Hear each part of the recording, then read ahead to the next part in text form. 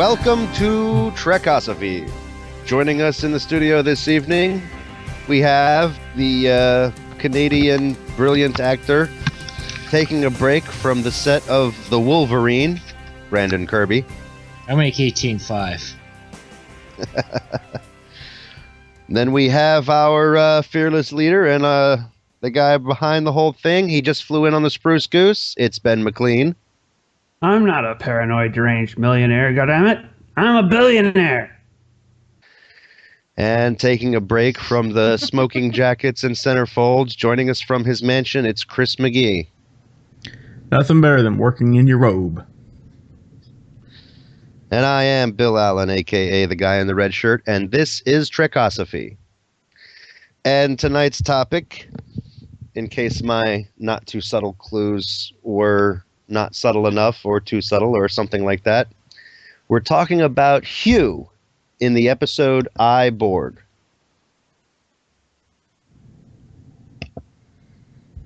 And I guess somebody needs to start this going. Well, does somebody want to summarize the episode? Oh, Chris, read the memory alpha. Show of hands, who actually has Memory Alpha open already? Oh, wait a second. You can't do your hands over microphone. The discovery of an injured... Well, you can, but you don't hear very much. You're not going to hear very much.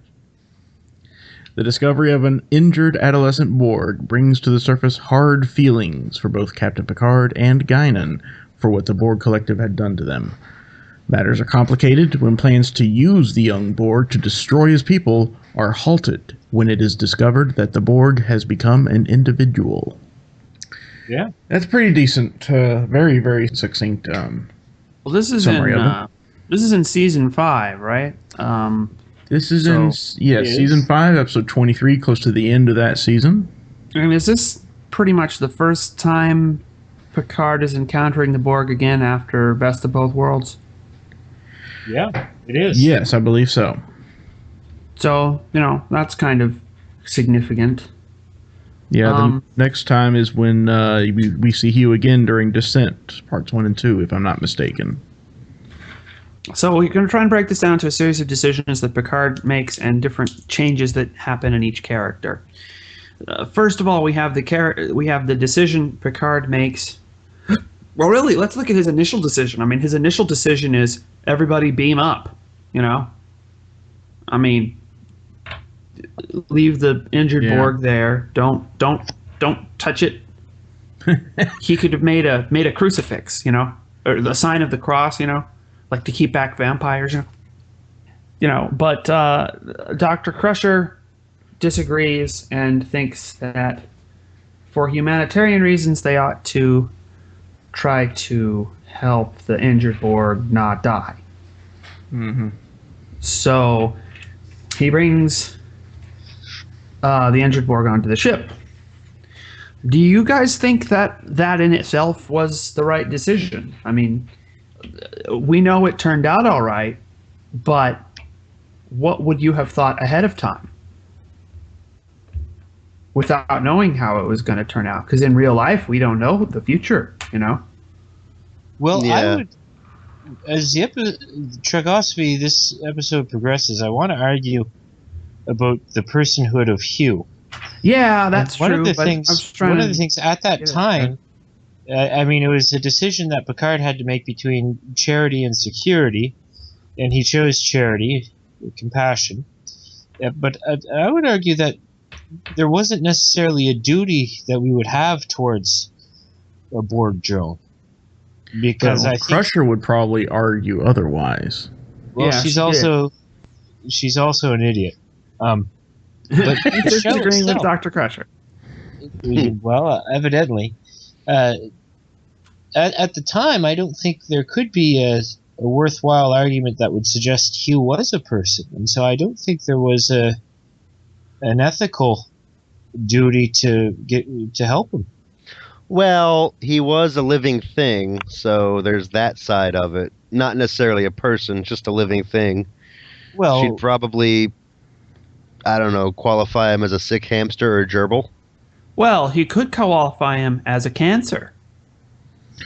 She qualifies him as a person, if I remember what she said in the episode. I'm not saying correctly. I would. I was just saying one could argue Yeah, that one- the Borg yeah. is more like a cancer than any other kind of living thing, or a virus. Well, that's exactly pretty much how Picard looks at him. In the beginning. Yes. And I think Brandon might be defending that perspective here. Is that correct, Brandon? That's exactly what I'm defending. So Right. I think if it's a compassion versus security, but I think it's misplaced compassion. So the first thing I would have done was security. Though, I mean, as the episode went on, there was an opportunity to infect the rest of the Borg. So maybe the secure thing to do in terms of the Federation's security may have been to bring him on board to learn how they could use him to poison the rest of the Borg collective. But that does raise some interesting ethical considerations as far as like biological weapons and all that. Even though it might not be a person, and even though they are the enemy, do we abandon our own rules of war to fight on their terms? Well, I don't think there's any violation of a rule of war. Well, in war, you don't target civilians, right? But there's no civilians. So No, exactly. It's more like the use of nuclear, Nukes. biological, chemical, or in Star Trek terms, metagenic weapons, proto-matter weapons. I don't think it's quite like biological weapons, because once you let a biological weapon loose, there's a strong possibility that you are going to hit all kinds of people that you didn't mean to hit. Right. And Well, that there's all kinds of unintended consequences. But with the Borg virus, you are pretty much just going to take out the Borg, and that's all. So the There's only really nobody big else is going to be ethical susceptible concern- to it. So it's more like a nuke. I mean, I think it's more like an anti-Borg nuke. So the Anything. only major ethical concern would be the question of genocide. exactly. That's what I was Pretty thinking. much. Pretty much. It's only genocide. It's a minor issue. We don't have to worry about it. Yeah. Which they brought up in the episode. I'm not. They haven't- yeah. They I'm haven't not killed anyone. though. minimizing it. I'm just saying. I'm just saying. We don't have to have any fear like we would with a biological weapon that the Borg virus is going to come back and become an anti-human virus, because if our computer systems bust, oh no, we have to build new ones. Boo hoo. Right. Right. So They wouldn't have killed anyone, though. That's my point. I mean, if Hugh wasn't a person, and Hugh evolved into a person as the episode progressed, then prior to that evolution, he wouldn't have been a person. And if he wasn't a person, then you're not killing anyone. okay. You're shutting down a That's- computer program. Because That's- Hugh's not in control of any of his actions. It's a computer program that's in charge of it. That's Brandon's position. Are you guys agreeing or disagreeing? I'm gonna halfway disagree. He wasn't an individual. I'm fine with that, but the whole he's not responsible for his actions. It's a collective. It's all the brains synced up into one gigantic mind. So he has a vote in the Borg collective. It's just for whatever reason how they're taught, how they're trained, how they're synced up. There's no opposition party in the Borg. It's always every vote comes up universally in favor of doing the same thing. They're one I think mind. democracy is a terrible analogy for the Borg. Sorry. Only Bill, well, but that's what it I'm is. saying, because there's no but they're one mind, and every individual in the collective is part of that one mind. So it's not like he's a mindless drone. He has a mind. It's a part of the collective. It's one collective entity, subconscious. I don't know what all the hippie terms are for that kind of thing, but his mind is in that chorus of voices that says we are Borg and you will be assimilated. Well, okay, if that's the case, then, and So there's he's some sort of partially- a responsibility, then at best, at the very best, you've only made him responsible for some of the worst things imaginable. And Yeah, so, at that point, not only would it, my argument was that it's not wrong to kill them. Now, in my judgment, you've just made the argument that says there's a moral imperative to go out and kill them. Well, Justice would demand it. There's some sort of retribution for the most heinous crimes somebody could hope to commit, and to prevent them from doing it further. Okay, they're not just mindless autonoma, now they're actually evil. They used to be neutral in my mind. Now they're just completely evil. well, I mean, neutrality can be evil in its own way. Isn't there that old saying, to do nothing in the face of, what is it? About real evil being doing nothing in the face of something or other? It's Edmund Burke, I think, and it's evil prevails when good men do nothing, or something to that effect. Right. I was thinking they're neutral on a meta level, whereby they weren't participants in morality, neither should they have been recipients of any sort of moral consideration. Well, I mean, at the same, I don't know if we can really. I mean, they decide morality is irrelevant, but they decided that. They choose to ignore morality. They don't say morality doesn't exist. They just say it's not relevant. You know, choice is irrelevant, individuality is irrelevant. Everything for the Borg is either irrelevant or futile, but they don't deny the existence of morality. Yeah, but see, that makes them sound like utilitarians. Nothing matters except the greatest good for the greatest number. Well, exactly. And then what they're thinking, from their point of view, being devil's advocate here, Borg's advocate, they are living in what they believe to be a much better existence. And they want everyone to share in that existence. Hey, we're going to be generous and let everyone enjoy what we have by assimilating. And I guess they don't understand that we don't like to be changed, I guess. Maybe is that what it would it be then? Yeah, I mean, it's like it's a cultural miscommunication on a huge scale, and it really does. This really is a situation where it boils down to us or them, where you got to say, yeah, it's got to be genocide, because eventually, even though the Borg won't technically kill whole civilizations, those civilizations will no longer exist and will simply be Borg. So it's going to erase civilizations. Not quite the same as genocide, since technically there are probably drones from every species imaginable still in the collective. But it really does. Somebody's going to end up wiped out at the end of it all. Either the Borg are or the other civilizations are. So you've got to. Well, if genocide is the complete annihilation of an entire species, what's the complete annihilation of an entire way of life or civilization? Not the members of that civilization. Imperialism? That's what that would be, I think. I mean, isn't that what imperialism means? I don't think that's quite. It's got to have side in the title just to make it match up, because. Well, side, that would include killing, and he said not killing. Well, you're not killing a person, changing the but way you're of life. killing. Yeah, you're not killing a person, but you are killing an idea. Well, a concept, a philosophy, however you want to look at it. It's a metaphorical killing, but it's still. That sounds like Nietzsche's deicide. But that's just killing of God. And think of it this way. If you have a civilization that's, say, in the Stone Age, and then over a period of time, they move into the Information Age. Well, their old civilization doesn't exist anymore. The people are still there, their descendants at least. So their old civilization doesn't exist anymore. The new civilization exists with the same people. That's called progress.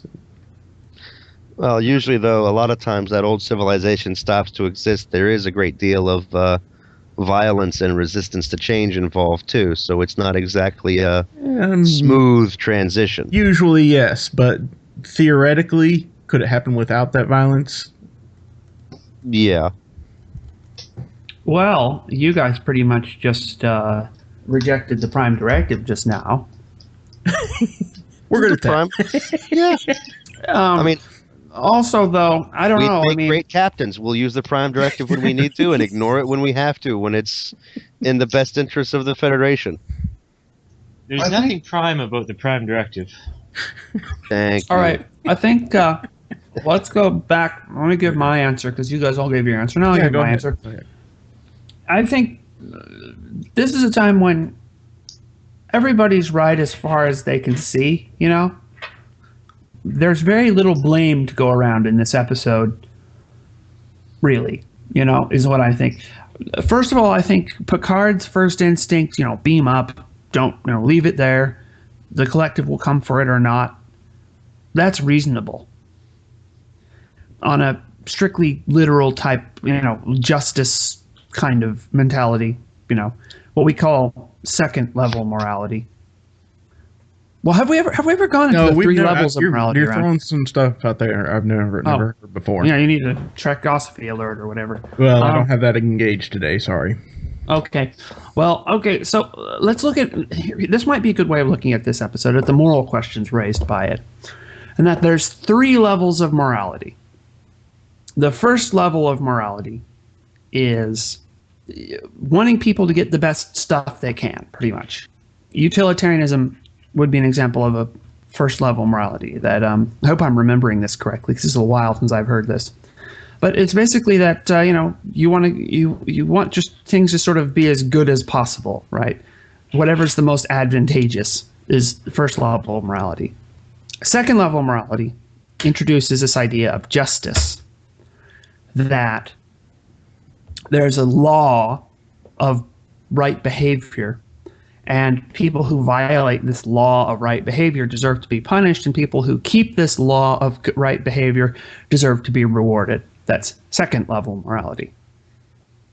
And then we have a relatively rare third level morality, which we refer to with phrases like going above and beyond the call of duty, in which we recognize something that is beyond this flat, blunt justice that has been called, you know, mercy or charity or something to that effect. That sometimes we ought to give people better than they deserve. But you don't get to this third level morality without passing through the sort of second level, that there are some things that are wrong.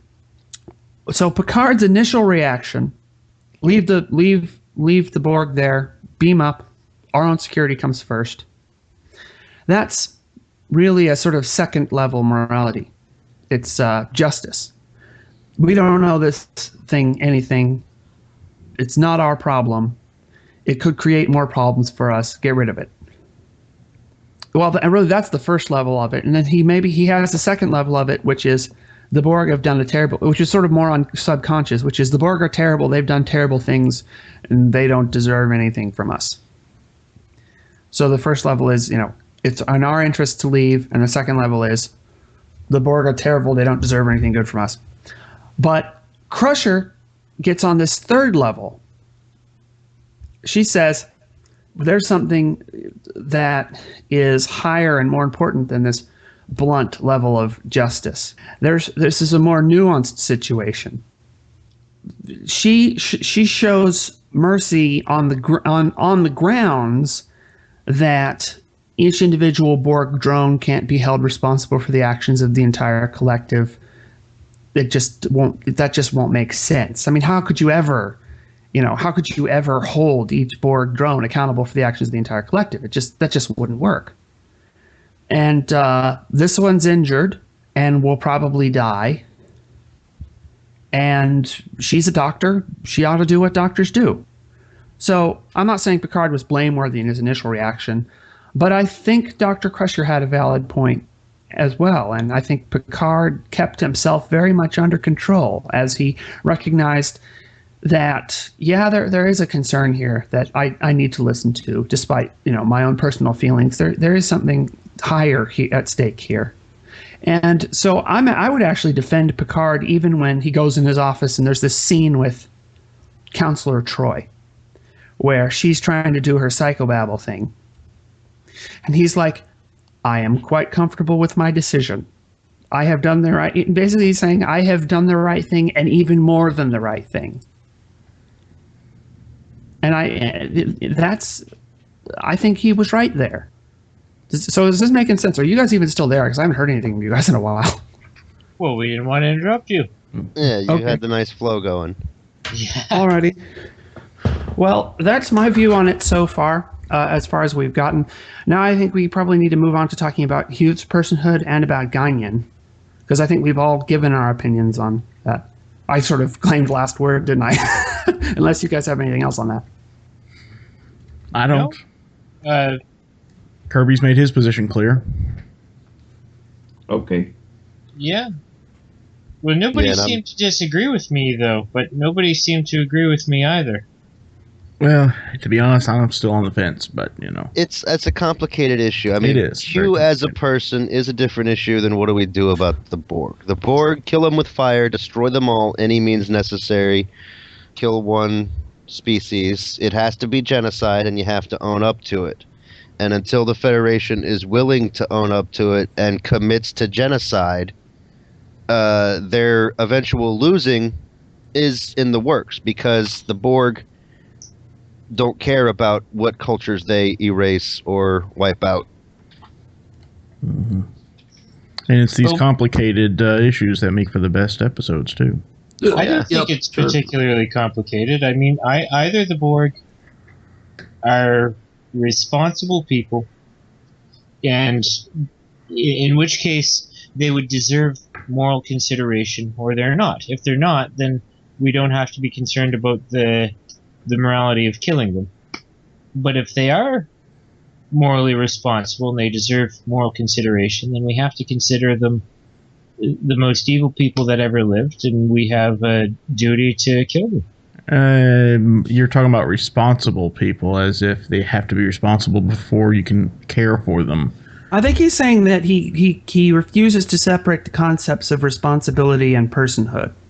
If it's a person, then it's morally responsible for its actions. And if it's not morally responsible for its actions, then it's not a person. All right, what about a baby? And yeah, I would bring that up. That was where I was thinking of going next. Okay. Yeah. No, but there's a difference between potential and actual, though. I mean, And the difference is you have to keep going. no, but a baby is something that's undergoing a process of growth, whereby it's going to Okay. arrive at a certain stage. My table, for example, is not undergoing that. So if my table's pissing me off, peeing me off, or whatever the appropriate word is, I just smash it. Well, maybe that's irrational. But a flower, for example, it's undergoing growth, yes, but it's not any sort of rational or moral growth. Yeah, we're talking about evolution. intelligent beings here. And so if my flowers are not doing the trick, or for whatever reason, there's nothing immoral about me plucking them. Or Well, maybe guess what? Hugh grew in this episode. Well, hold on. Let Brandon finish here. I think Okay, he might I'm be sorry, going go somewhere ahead. relevant. Well, that's the whole point. When he grew, at that point, that's when it became immoral. Well, I don't know that's when moral questions were raised. That's what I'll say. I even though Hugh had become a person, we still maybe there's a moral debate in my mind at that point. But I don't think that moral debate existed prior to Hugh being a person. Yeah, now, Fair enough. I would argue that Hugh was a person in some sense from the get-go. That all the members of the Borg Collective are persons. And that, like an embryo in a freezer, or a baby in a freezer, or a person in cryostasis, of any age, they are sort of being prevented from growth.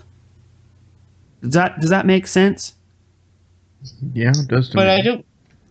I don't think the Borg are prevented. Well, they certainly seem to prevent an awful lot of things that the individual members would do if they weren't being dominated by the collective. Okay, so the Borg themselves are the prevention of growth. That's kind of what I'm saying. The systems of surveillance and control are to such an extreme point that they are preventing the growth of a person. Yeah. I mean, that seems fair to me. It seems like killing a Borg drone would be akin to killing an individual who is in cryo. They aren't changing. They aren't actually making moral decisions. They're just sort of frozen. But just because they're frozen doesn't mean that you can just kill them, because there is a person under there, under all that mess. That's my view. That's my personal view on the Borg. But I could be wrong, but that's how I look at it. And that's why I think you can't hold the individual Borg drone responsible for the actions of the entire collective. Sure, they're linked in a collective consciousness, they're making use of their brain and so on. But I think they're making use of their brain, not their mind. I think there's a person underneath all that who's being manipulated, whose rightful control over his body and nervous system and so on is being violated. It sounds to me like the key is whether or not they're currently connected to the Borg collective, as to whether or not they're individuals. That's probably a valid point as well. I mean, I think it's fairly obvious that this injured Borg has been disconnected, at least in some sense. And as soon as they are, an individual starts redeveloping, right? Yeah. So, I mean, that's why I think. I think that I don't think I have to say. So much. Crusher made the right decision then, I think so. Although I don't fault Picard. No, I don't either. Because it's a conceptually difficult problem, and I don't think someone who didn't go think through it all and just made a split-second decision, oh my gosh, it's a lion, get in the car, I don't think that sort of person would be blameworthy for not having thought of that. Okay. Well, anyway, that's my good opinion. Discussions here. Other things. What about Guinan? Guinan? Is that how you pronounce her name? That's how they pronounce it on the show, I thought. No, they say Guinan. Oh, Guinan, okay. Turn up the volume on your television next time. Whatever. Okay. Guinan, what about Guinan? What about her? She had the same reaction as Picard, really. Yeah, and she's really bitter and all this stuff. She says something very interesting. Well, the Borg practically destroyed her entire species, scattered them across the universe, right? Yeah. Wouldn't you be bitter? And she goes through a transformation when she actually talks to Hugh. Mm-hmm. When she actually talks to Hugh, she goes through this radical transformation in her concepts of what Hugh is and represents and so on. I really think there's something about language that's intimately connected with personhood. That if you can talk to it, that, and get responses that don't seem canned, but get the kind of spontaneous responses you get from talking to another human being, that makes you recognize there's a person there. And you don't get that talking to animals. Much as we might love animals, and we probably should, and much as animals have a very real value, we should probably value animals, they don't have that. That's why I've said to, animal rights types, I've said, look, the first manifesto for dolphin rights that's actually written by a dolphin, I promise I will read it and consider its arguments. And written by a dolphin doesn't mean the dolphin has to learn to speak English. I mean, translated. Yeah. I promise to read it and consider its arguments. Until then, animals don't have rights to deal with it. There's something about being able to talk to it that makes it a person. Now, here's the problem with that, and this deals with the Borg as well. That worked until we got computers. Now, something about computers still don't have that. But there are starting to be people who think that it's possible, and who are even trying to move computers toward a direction where computers can simulate that. And that's what the whole idea of the Turing test is. Yeah. And I'm not sure whether I might decide I was wrong and change my stance if we got a computer program that had that. I'm not sure. That's a hard question. I don't think we will. But if we did, what would I do? I don't know. what would I think? I mean, Anyway, so yeah, that's my rant on personhood for now. So how does this fit in with Guinan? And Oh, well, she goes through transformation because she talked to it. And then she says to Picard, you have to actually talk to him. yeah, There's no substitute for that. Picard's like, oh, I didn't think it was necessary. Well, no, you have to actually go talk to him. To really take responsibility for your decision, you have to actually talk to him. And so, yeah, that's why I was saying talking to him is important. well, she basically was saying, look, if you don't at least look your enemy in the eye before you use him as a tool to destroy his entire species, you're going to find that decision a lot harder to live with than you think. Sure. Maybe I'm reading in a little more than I should, but... There's nothing wrong with reading into it. Go ahead.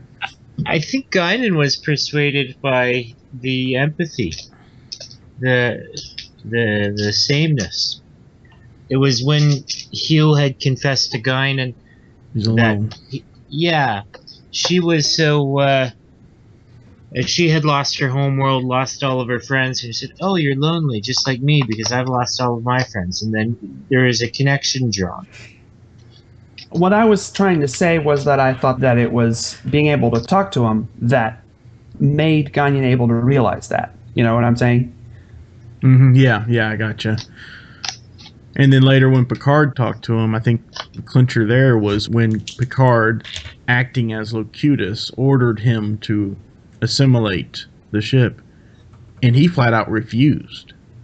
Hugh said, "No, I will not do it." And there were two things there that I thought were significant. And this, to me, was the crux of the whole episode. Mm-hmm.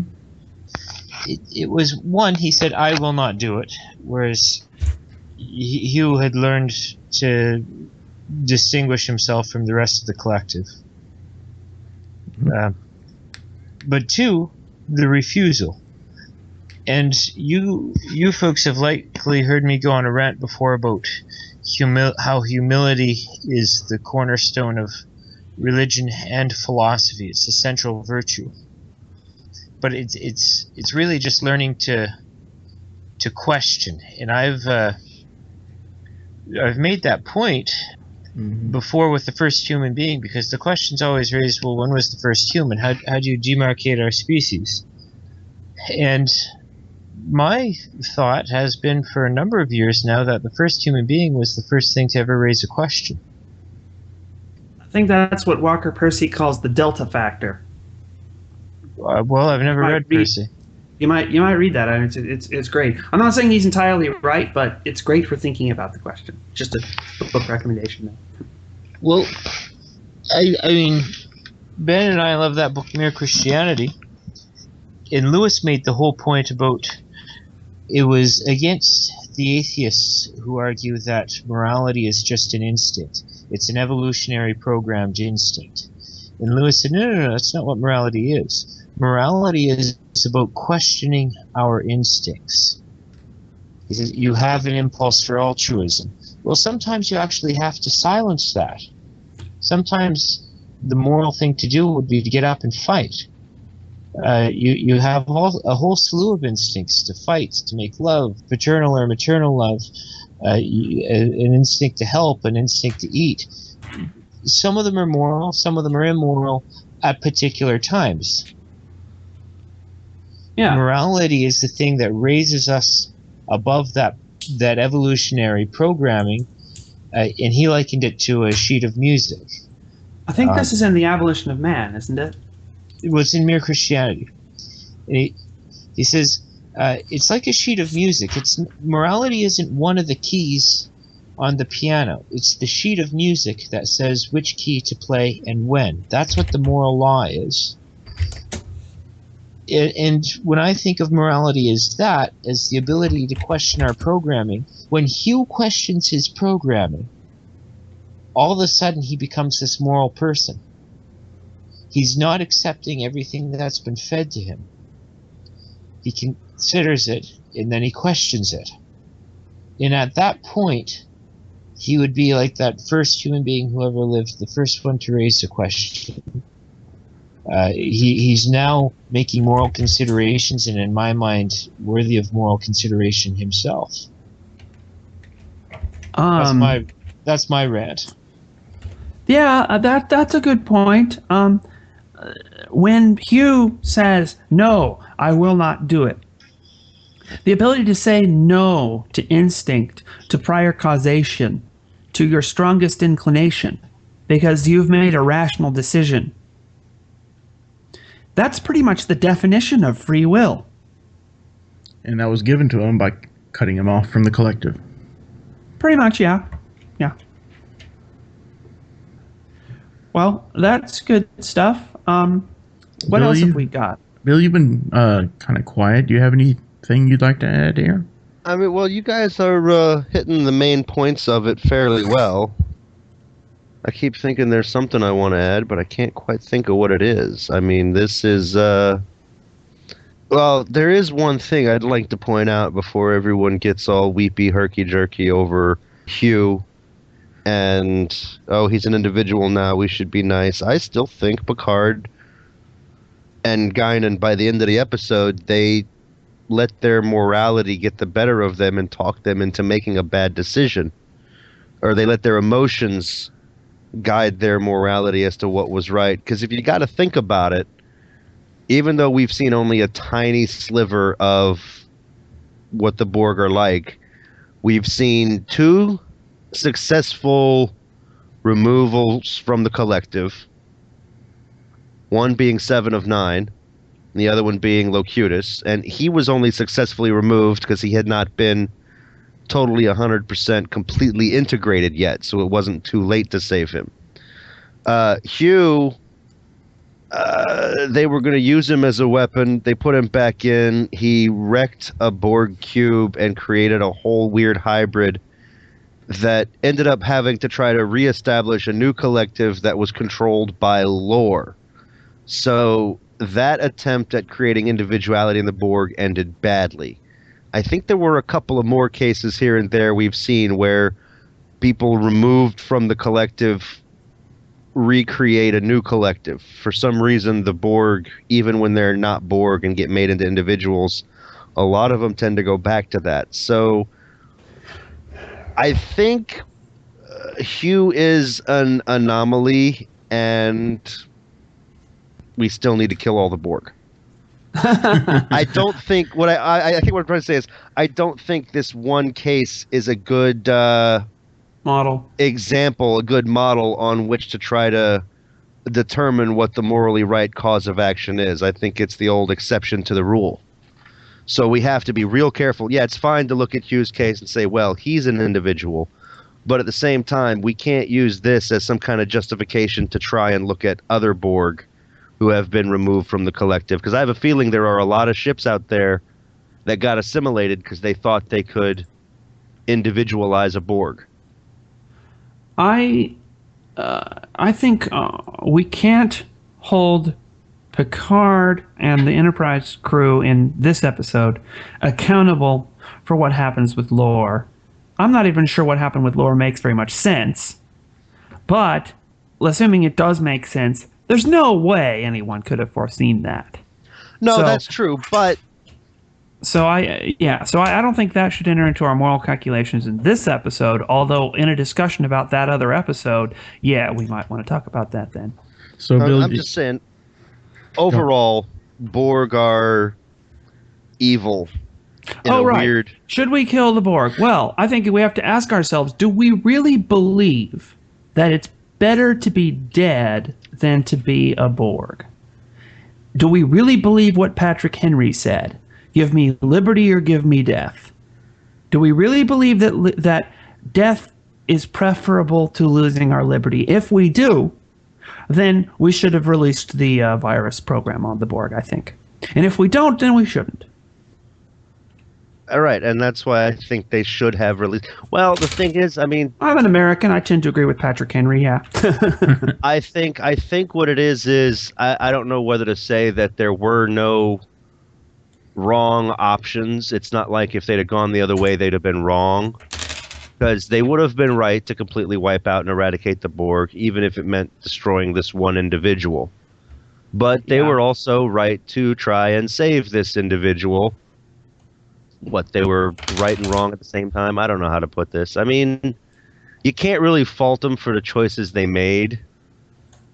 What they did was they tried to uphold their morality, but yeah, maybe it's too soon in the Borg thing to come to terms with it. But given what Picard actually went through, I think he was kind of naively optimistic by sparing Hugh because, well, Picard was Borg and they saved Picard. Hugh was Borg, but now he's Hugh. He's got his individuality back. Maybe we can save the Borg. You know, I think it's that hesitation that causes so many problems in the future. Does that make sense at all? Yeah. I have two other things we could bring up, guys, so we don't have to bring it home just yet if you guys are still up for... Well, let me ask you this real quick then. So, Bill, do you agree or disagree with Admiral Nechayev when she dressed down Picard in Descent about his decision? Descent? Wait, she was the crazy admiral. Well, I don't know if you want to call her crazy. No, she went fruitcake at the end. She was looking for a reason to string up Captain Picard. I don't know why. No. You're thinking of Admiral Norris Satie. Yeah, in a different episode. Okay. Admiral Nechayev. Why did she? Yeah, she basically, because in Descent they encountered the Borg again, and Admiral Nechayev told Picard, she said, now as I understand it, you had a Borg standing right here in this ready room, and you did nothing. You let him go. You gave it a name, and so forth. And he tried to explain the extenuating circumstances, and she said, well, let me just make this perfectly clear. The next time you have an opportunity to wipe out the Borg, you take it. Yeah, I'm going to have to side with her on that one, yeah. Given the opportunity, one should seek to eliminate the Borg and not negotiate with them, because it usually ends badly. Sure. All right, go ahead, Ben. Oh, well, there's two other things that I want to bring up before we have dealt with this episode. And I didn't mean to cut Bill off. I just wanted to let people know that before I forgot. Well, we don't have a whole lot of time, but if you can do it. All right. Well, there's two other things. One is Geordi and naming things. And because we haven't talked about Geordi's role in all of this. And the other is Orson Scott Card's hierarchy of foreignness, which I think is definitely relevant here. It just went right over my head. Yeah. Well, that is actually a science fiction reference, not directly a philosophy reference. So it is quite relevant to Star Trek more than to philosophy, actually. But first of all, Geordi and naming things. Geordi gives him the name Hugh. And once you name something, you've given it a kind of subtle metaphysical status. Where before, if it was just the Borg, you don't think of this one pathetic character.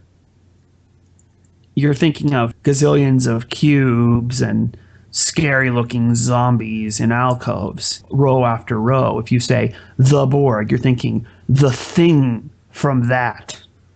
But if you call him Hugh, then you're seeing just this one character who is a person like you are. And so that's why Geordi gives him a name, because he intuitively sees that. And that's why Guinan is so initially hostile to the whole idea of giving him a name. Does that make sense? Yes, that's actually a common practice even today. Farmers who raise livestock for the purpose of slaughtering and eating it tend to tell their kids, don't name the cow. You give the cow a name, you turn it into a pet, and then you can't eat it when the time comes. Right, yeah. Farmers have actually done that. That's true. Except most kids end up being smart Alex, and they name their cows cheeseburger, hamburger, steak. Kids Yeah. being kids. At least we did on my farm. Maybe we were just. You grew up on a strange. farm? I lived on a farm for a few years. I don't know if you'd say I grew up there. Oh, wow. I did some growing up there and some growing up other places. It just means I've I been can. around cows a little bit, but I didn't ever lived on a farm. Yeah, I can. Basically, all it really boils down to is I can pull out obscure references. Back when I lived on a farm, back when I lived in the mountains, back when I was, in the mean streets of the city, back when I was homeless. There's this great character in the Joker blogs who will always say, I used to be a chef, or I used to be a wrestler, or I used to be a lawyer, or I used to be a doctor, or I used to be a, whatever it is that the situation requires, he'll say that. Yeah, that's me. All right. Well, Now I've named my computer, so how does that fit in? I used to name my computers. I don't as much anymore. I've named my computer, but it's not a name that can be repeated in this podcast because we're trying to keep it PG. I named one of my old laptops after Davy Crockett's shotgun. Named her Old Betsy. Huh. My current Yeah. laptop is named after Strongbad's laptop, Lappy. Anyway, about Orson Scott Card's hierarchy of foreignness. Yes, that's This is a concept in the Ender's Game series, which is, I think it is invented by Locke, who is actually Peter Wiggin, the hegemon, who comes up with this concept. Or it could have been Valentine Demosthenes who came up with it, but I'm pretty sure it was Locke. And it is it's borrowed from Norwegian language. And it's basically a division in concepts in how we think about individuals who are different from us, or things, living things that are different from us. Really intelligent beings that are different. Well, I don't know. We can't even say intelligent beings that are different from us. Otherness in other subjects. You might say that. Because this is part of the problem it's trying to deal with. Is it a person or not? How much of a person can we consider it when it's different from us? So it's different levels it's a hierarchy of foreignness. And the first level is, I hope I pronounce all the words right, Utlanning are individuals of the same species as the subject doing the judgment, the judging subject, and are from a different region, city, or country. So Brandon is an Utlanning. He's from Canada. Bummer. A Fremling. Fremlings are individuals who are recognized as being of the same species as the subject, but who are from another planet.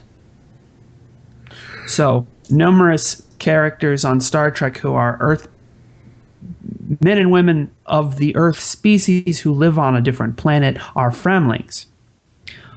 A Raman is an individual recognized as a sentient being who is of another species, but with whom communication is possible. So Spock would be a Raman. Okay. And a Varelsa. A Varelsa are true aliens. They are sentient beings, but are so foreign that no meaningful communication is possible with the subject. We've had a number of Varelsa on Star Trek. And this one is the hardest to pronounce. The Zhur are non-sentient beings. They are capable of independent thought and action, but their mode of communication cannot relay any meaningful information to the subject because the Zhur itself lacks the capacity for rational thought and self-awareness. So this would be something like, well, the Borg might be Zhur in a sense, because they lack a certain level of self-awareness. Anyway, the idea is that if the alien invader, this is what Locke argues. Now, Locke could be wrong. Not John Locke. This is a Locke that's named after John Locke. What Locke argues is that the invaders in the story are not Raman. They are Varelsa. No meaningful communication with them is possible. And since they're fighting us we are justified in taking any measures to fight back. That's his argument, that Varelsa are not deserving of moral consideration if they are attacking us. While Raman, even if Raman are attacking us, would merit some moral consideration.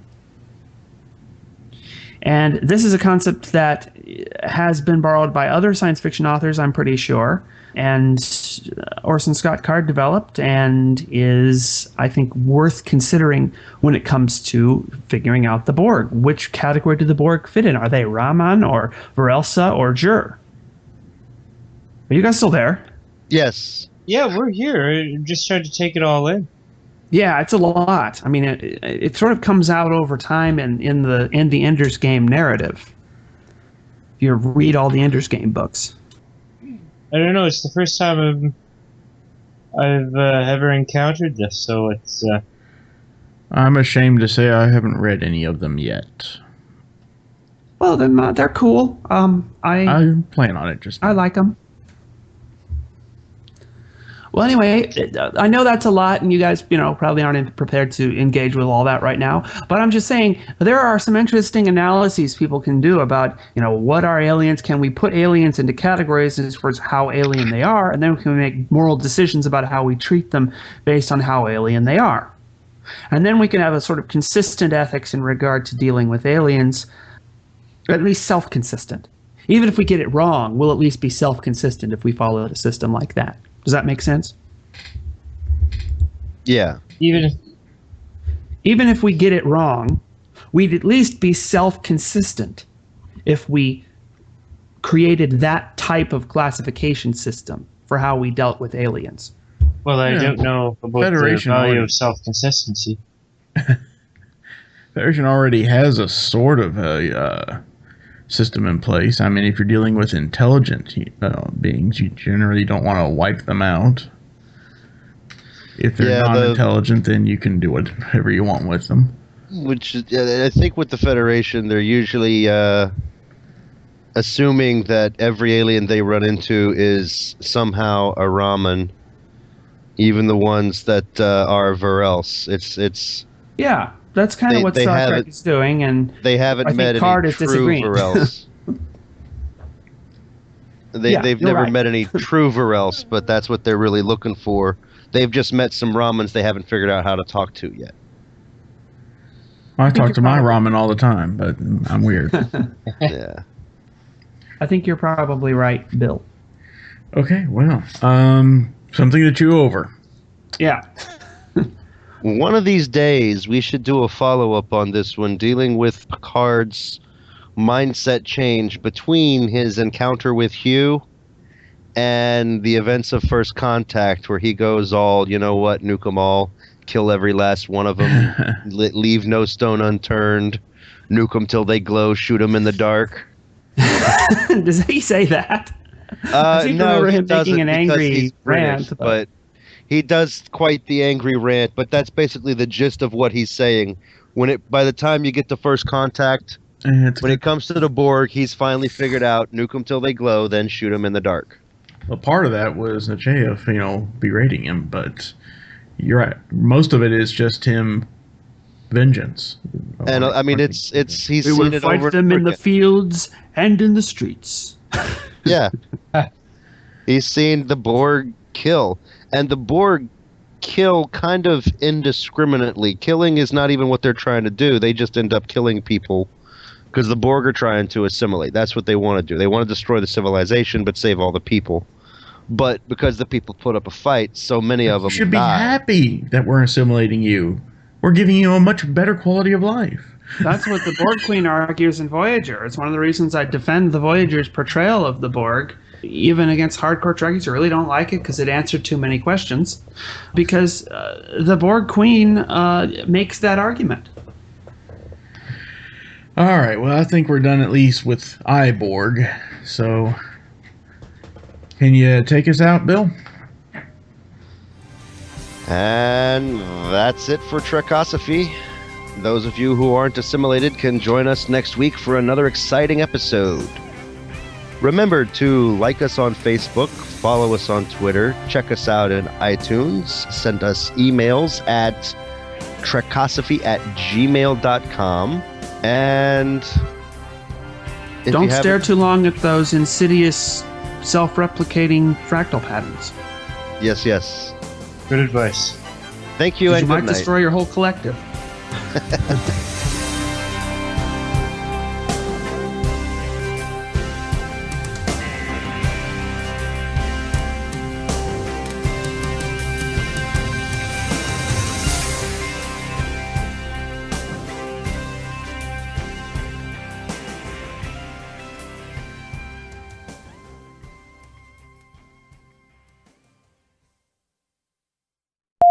It's probably because the Canadians resent Ben Franklin, and so they never adopted daylight savings time or something like that. Why is a raven like a writing desk? You know, they need like collective collection cards, collective collectors cards. All you got to do is print like 1 million copies of the same photo and just number them differently. This is drone 1 of 7. This is drone 2 of 7. This is drone 3 of 7. You'd make a fortune for selling them to Trekkies who are trying to collect an entire cube's worth of cards. Alrighty. Are we ready? Are we ready? We're never ready. Yeah, that's a good one. All right. Y'all ready for this? No, no, no, no, no, no, no, no, no, no, no. Oh, we broke Ben. Doing these oddball openings, I'm not odd enough. I can't come up with them every week. My brain is starting to go frazzled. Hello, Trekkies. Look at your host. Now back to me. Now back to your host. Now back to me. Sadly, he isn't me. I'm eating salad. I Shatnered the hell out of it. I was not trying to be Shatnerlicious. It just came out that way. A reality bending, people tend to think it's crazy, but then you start reading about Schrodinger's dog, and oh my gosh, Schrodinger's all of a sudden, dog too. Hey, it depends on which universe you started from. Okay, in some cases, Schrodinger was a dog person, and you do not want to know what he did to Schrodinger.